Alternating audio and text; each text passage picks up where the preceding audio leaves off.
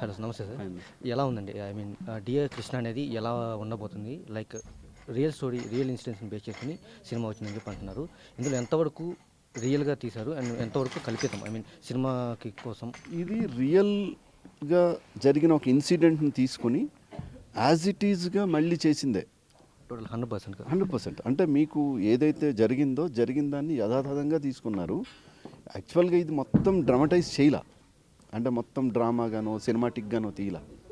As it ఈజ్గా వాళ్ళ journey తీసుకుంటా వచ్చి ఇప్పుడు హీరో ఎవరైతే మెయిన్ లీడ్ క్యారెక్టర్ ప్లే చేస్తాడో హీరోగా చేసిన అతనే ఈ ఇన్సిడెంట్ అతనికే జరిగింది.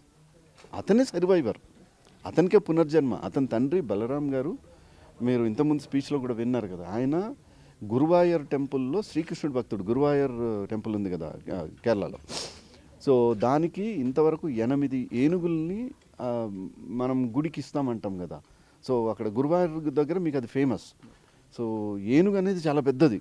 సో ఏనుగుని బహుమతిగా ఇవ్వడం గుడికి అంటే it's a very big thing. అది అందరితో అయ్యే పని కాదు. సో ఆ ట్రైన్డ్ ఎలిఫెంట్స్ని వాళ్ళు ఇది చేసుకుని వాళ్ళు తెచ్చి గుడికి ఇచ్చి అన్న చేశారు. ఆయన అదే అంటున్నాడు, 46 సంవత్సరాల నుంచి ఏ ఇన్సిడెంట్ జరిగినా ఒక్క వరదలు వచ్చినప్పుడు తప్ప అన్ని సంవత్సరాలు నేను ప్రతి ఇయర్ నేను అనుకున్న టైంకి నేను ఆ దర్శనం చేసుకోగలిగాను, ఎటు మిస్ అవ్వలేదు అని. అంటే దట్స్ అ కనెక్ట్ అండి. అంటే మనం ఒక శక్తిని కానీ మనం ఒక నమ్మకాన్ని కానీ ఏదైనా పెట్టుకుంటే ఆ నమ్మిన శక్తి మనని ముందుకు నడిపిస్తుంది. ఈయన నమ్ముకున్న శక్తి శ్రీకృష్ణుడు. సో డియర్ కృష్ణ అనేది అందుకే that is a love on God. So ఆ కృష్ణుడు ఇతని దగ్గర ఉండి నడిపించిన ఇన్సిడెంట్. ఇప్పుడు ఈ సినిమాలో నేను ప్లే చేసిన క్యారెక్టర్ కూడా doctor Sunil character. Doctor Sunil వచ్చి is the chief who conducted this operation. That's a main ఇది. So that's a miracle what happened in the operation theatre. That one has to experience it అంతే. ఇంకా ఎందుకంటే అసలు faint అయి పడిపోయిన ఒక డాక్టరు ఎందుకు లేచాడో తెలియదు, ఏం చేశాడో తెలియదు, but he could bring the boy out of danger. So that is a live example. Hero is in front of us. So నిజంగా మన కళ్ళ ముందు జరిగిన, ఇప్పుడు సార్ ఎప్పుడో జరిగినాయి, అలా జరిగిందంట ఇలా జరిగిందంట అన్నదాన్నే మనం నమ్మి ఆ విశ్వాసంతో మనం ఎక్కడెక్కడికో వెళ్తాం. ఇప్పుడు మనం చిలుకూరుకి వెళ్తాం ఎందుకంటే అరే వీసా కావాలంటే, వీసా కావాలన్న వాళ్ళు అక్కడికి వెళ్ళి 11, 110 తిరుగుతూనే ఉంటారు కదా. అంటే నమ్మకం. అట్లాంటిది మన ముందు ఒక లైవ్ ఎగ్జాంపులే ఉంది. ఇది ఎవరో చెప్పిందో చేసిందో కాదు. So real age real time biopic ఒక రకంగా చెప్పాలంటే. సో ఇందాక మీరు మాట్లాడుతూ షూటింగ్ టైంలో మీరు స్విమ్మింగ్ పూల్లో పడిపోవడం సంథింగ్ ఇన్సిడెంట్ జరిగిందన్నారు. అది కృష్ణుడు అని కానీ మీ దేవుడిని అసలు ఎంతవరకు నమ్ముతారు? దానిలో మీకు ఎంతవరకు కనిపించింది? ఆ ఇన్సిడెంట్ జరిగినప్పుడు మీకు ఏమనిపించింది? నేను నమ్ముతా. I believe in God. కాకపోతే నాకు అంటే మూర్ఖంగా చేయలేను నేనేమి. అంటే నాకు ఎవరన్నా ఇగో ఇక్కడికి వస్తే ఇది అవుతుందంట అంటే నేను చేయను. But I believe there is a power, there is a super natural power which is an అరామ్. మనల్ని నిన్ను ఎన్ని రోజులు కాపాడాలో అన్ని రోజులు కాపాడుతాను విశ్వసిస్తా. ఆ ఇన్సిడెంట్ నాకు జరిగిన తర్వాత అయితే నేను నిజంగా ఆశ్చర్యపోయిందే. ఎందుకంటే అసలు ఆ రోజు it would have been a big damage.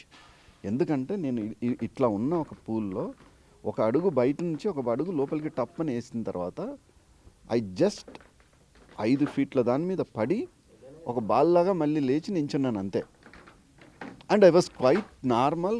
ఏం చిన్న స్కారు గీత దెబ్బ, ఇప్పుడు మామూలుగా ఇక్కడి నుంచి ఇక్కడ తగిలితేనే ఏదో అంటది, ఏదో గీత పడుతుంది, లేకపోతే బొబ్బు వస్తుంది, తలకు తగిలితే ఏమీ లేదు. అండ్ నేను లోపల ఉన్నా, అందరు బయట ఉన్నారు, చుట్టూ ఉన్నారు అందరూ. వాళ్ళందరేమో షాక్లో ఉన్నారు, నేనేమో చాలా క్యాజువల్గా ఉన్నా.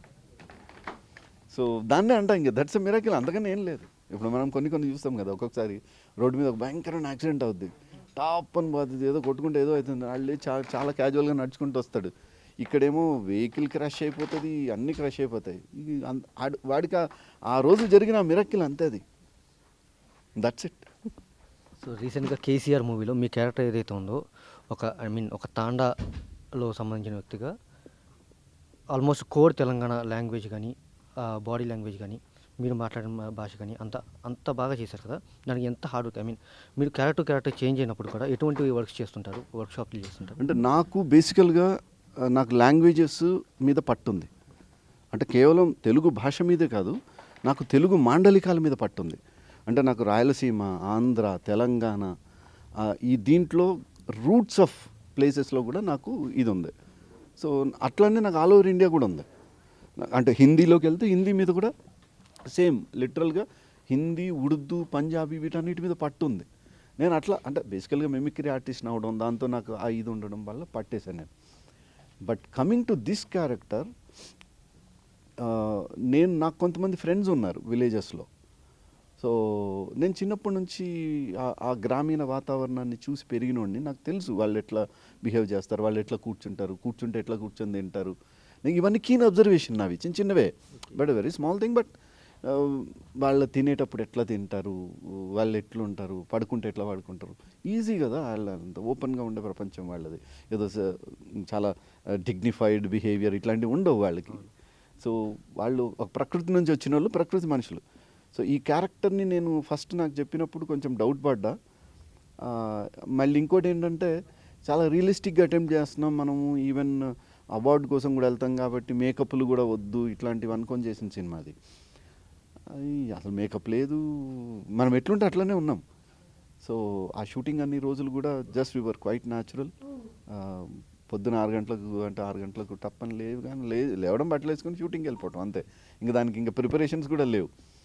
సో అట్లా ఒక విలేజ్ క్యారెక్టర్ని అడాప్ట్ చేసుకుని చేయడం, అది అందరికీ నచ్చడం నిజంగా it is blessing for me. ఒక రకంగా చెప్పాలంటే ఒక ఫుల్ లెంత్ ఫుల్ ఫ్లెడ్జ్డ్ క్యారెక్టర్లో ఒక ఎమోషనల్ క్యారెక్టర్ డ్రైవ్ చేసింది.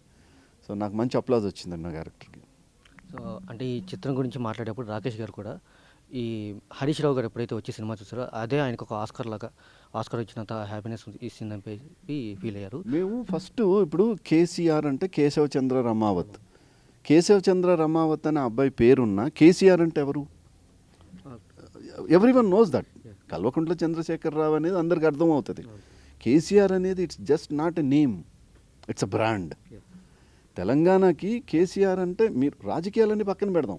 ఇప్పుడు రాజకీయాల్లో రకరకాలు ఉంటాయి. ఒక పార్టీ ఇంకో పార్టీ వాళ్ళని తిట్టుకుంటూ ఉంటుంది. బట్ మనం ప్రజలమేగా, మనకు సంబంధం కూడా లేదు, మనకు పార్టీలతో సంబంధం లేదు. మనకు ఎవరు బాగుంటే వాళ్ళను బాగా చేస్తాం, మన పని ఏదో పొద్దున్న లేస్తాం, మన పని మందే, మనకు వాటితో సంబంధం ఉండదు. బట్ ఎప్పుడైనా చరిత్ర చెప్తే ఒక మనిషి 12 సంవత్సరాలు ఉద్యమ పోరాటం చేసి 2 ఎంపీలనే పెట్టుకొని అందరు నవ్వారు కదా. 2 ఎంపీలను పెట్టుకొని తెలంగాణ తెస్తారా ఎవరన్నా? But he could do it. It's not a small achievement. ఒక రాష్ట్రాన్ని 2 రాష్ట్రాలుగా కలిసి ఉన్న ఒక రాష్ట్రాన్ని ఆంధ్ర తెలంగాణ చేసి దానికి అతను సీఎం అయి 10 సంవత్సరాలు పరిపాలన చేశాడంటే, సరే నెగిటివిటీ అంటే ఉండొచ్చు ఆ మనిషి మీద, కానీ గొప్ప విషయం ఏంటంటే ఒక అభిమానం అనేది మనం అభిమానిస్తే, సపోజ్ లోహిత్ నేవాడు అన్ని ఇష్టపడ్డాడు అనుకోండి, నువ్వు అభిమాని అంటే నువ్వు సత్యదక్కన అభిమానిగా ఉండాలి. దాన్నే అభిమానం అంటారు.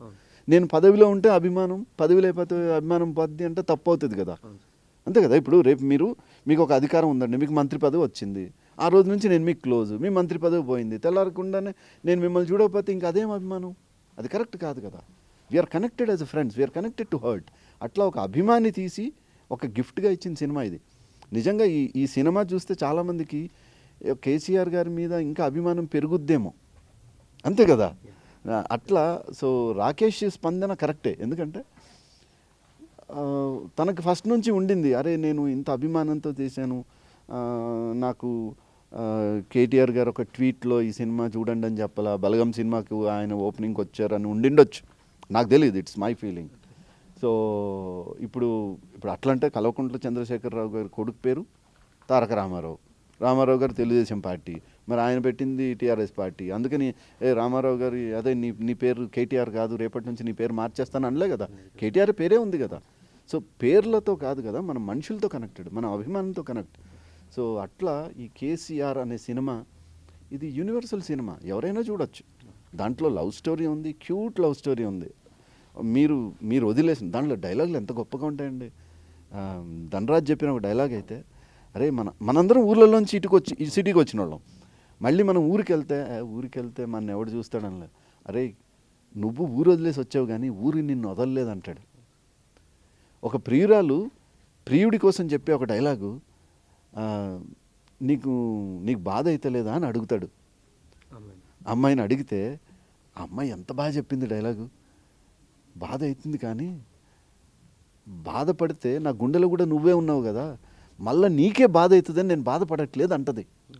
ఎంత టచింగ్ డైలాగ్స్ ఇవి. There was so emotional. అంటే ఇట్లాంటి అద్భుతమైన డైలాగుల కోసం అన్న ఈ సినిమా చూడాలి. మీరు అంటే మీ బెస్ట్ చూసామన్నమాట ఆ సినిమాలో. మీ యాక్టింగ్లో ఇంతకుముందు వేరే వేరే సినిమాలు చేసినా కూడా ది బెస్ట్గా అనేది ఈ సినిమాని చెప్పుకోవచ్చు. అంత బాగా చేశారు. ఈవెన్ మీరు కూడా మీకు ఎప్పటికీ గుర్తుండిపోయే చిత్రంగా ఈ సినిమాని Very true. చెప్పుకున్నారు. సో మీకు బెస్ట్ అప్రిషియేషన్ అంటే మీ క్యారెక్టర్ని చూసి ఎవరి దగ్గర నుండి వచ్చింది?